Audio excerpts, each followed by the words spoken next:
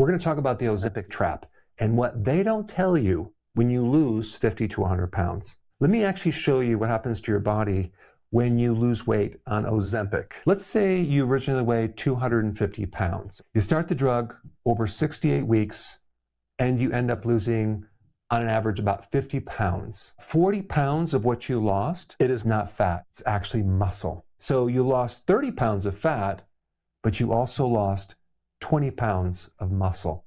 And when you lose 20 pounds of muscle, you haven't gotten smaller. You've essentially downgraded your V8 engine to a lawnmower engine. So after 68 weeks, you stop the drug. And then within a year, the clinical trials show that you will gain back 2/3 of the weight that you lost. But here's the part that should terrify you. What comes back is nearly all fat. The muscle does not come back. You're 233 pounds.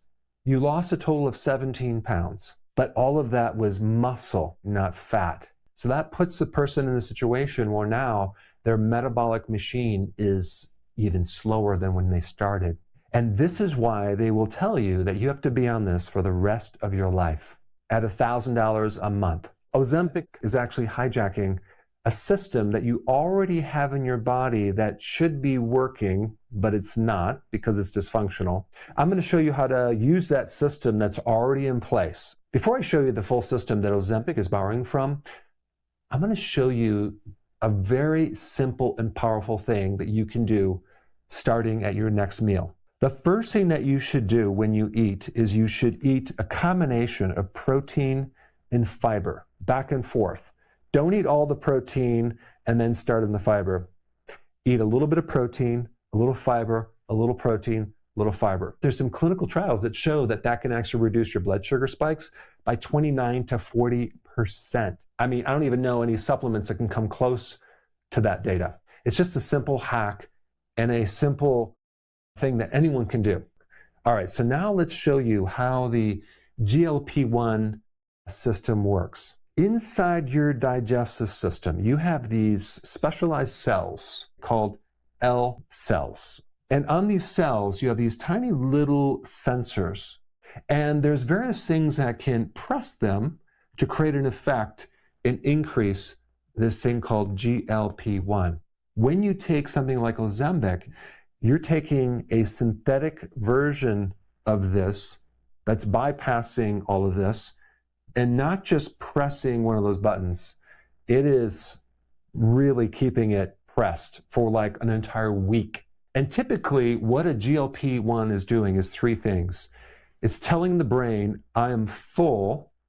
Number two, it's releasing insulin. So if there are some blood sugar problems, it's going to go in there and remove that. And number three, it's going to slow the digestion, okay? So the food doesn't dump too fast. So this is one of the systems that the body uses to maintain healthy weight. But here's the problem. In most people today, this system is broken. You have a problem with the whole insulin situation, and the food could actually move too fast through the digestive tract. So Ozempic comes in there and creates a super powerful effect to bypass everything and very powerfully push that button to make sure that you're triggering GLP-1 and at doses that you would normally never produce. And that's why you have a lot of the side effects. So the big question is there a way to fix this system? And the answer is yes. And I'm going to show you exactly how to do that with a very specific protocol based on real science. The company behind Ozempic and Wegovy generated over $20 billion in a single year. Their stock price tripled. Their internal strategy was not to cure obesity. It was to create lifetime patience. And so the drug companies, with the backing of the FDA, have now kind of encouraged people to never come off this drug. Why can't we just show people how to activate their own system without the drug, without the $1,000 a month revenue stream? So let's dive into how to activate this system without Ozempic. So without getting too technical into the science and talking about the specific receptors, I'm just going to give these a number, okay?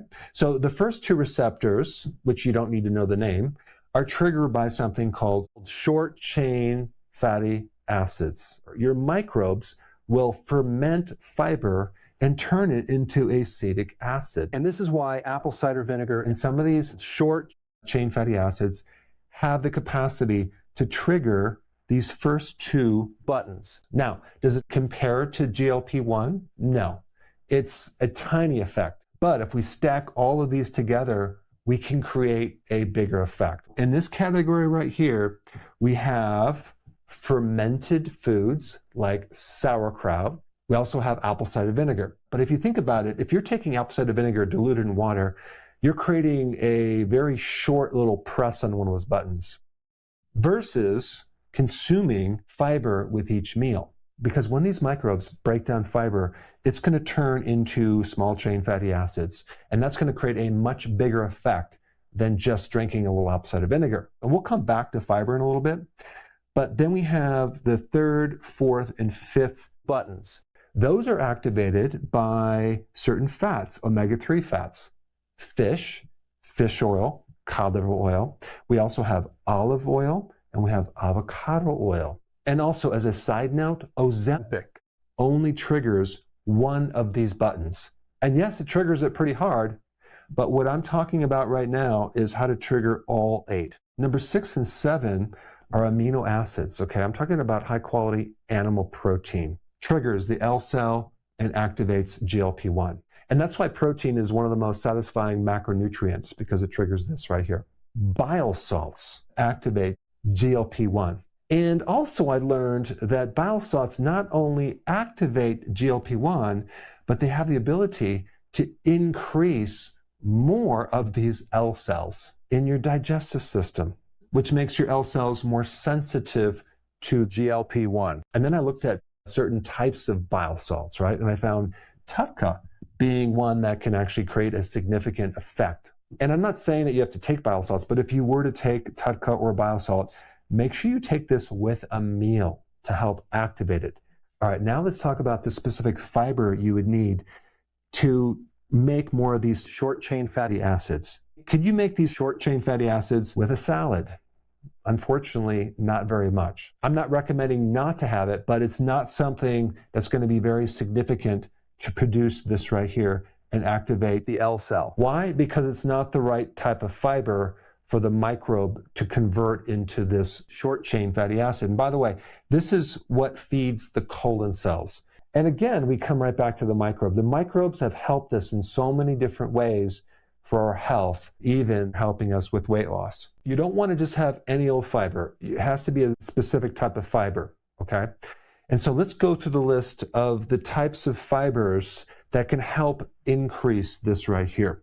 All right, let's start from the top. Inulin, which is a fiber in garlic and onions, is very, very powerful in making this right here. So you might want to just add garlic and onion to a lot of your foods. So we have garlic, onions, leek, asparagus, artichoke, flaxseed, chia seed. You can maybe put that in some shake with some kefir, something like that. And then the fiber in avocado. But instead of the salad, what you should probably use as your salad is sauerkraut. 1 teaspoon of sauerkraut can be way better than a big salad if you're trying to activate your GLP-1. It already has in it short chain fatty acids from the microbes that are breaking it down. Second, it gives you live bacteria, lactobacillus, which is part of the gut microbiome. And then third, you have the fiber, okay, cabbage itself, which is the raw material to feed the microbes. So the fiber in cabbage is a good fiber to actually activate this. So honestly, if I were you, if you wanted to mimic this, I would have at least a tablespoon of sauerkraut with everything you eat. And remember, consume your protein with fiber. So even with me, what I do is if I'm going to have like a burger, I'll put the sauerkraut on the burger and I'll eat it together. Or you could put the onions with the burger and eat that together, or onions with eggs and eat that together. Or you could mix the avocado with the egg or the avocado with your meat and eat it together. So I wanted to step back for a moment and look at the big picture. Here's what the broken system is doing to our body. We develop diabetes, we get a fatty liver, and this is why we're hungry all the time, and we crave certain things, and we have blood sugar issues. All of those things are downstream, okay? They're over here.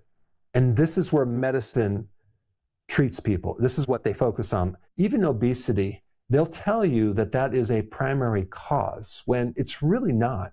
It's somewhere in the middle right here. Like even visceral fat. Yes, it is true that visceral fat creates problems with inflammation and it creates toxicity in your body and it can actually worsen insulin resistance, but it's not at the root cause.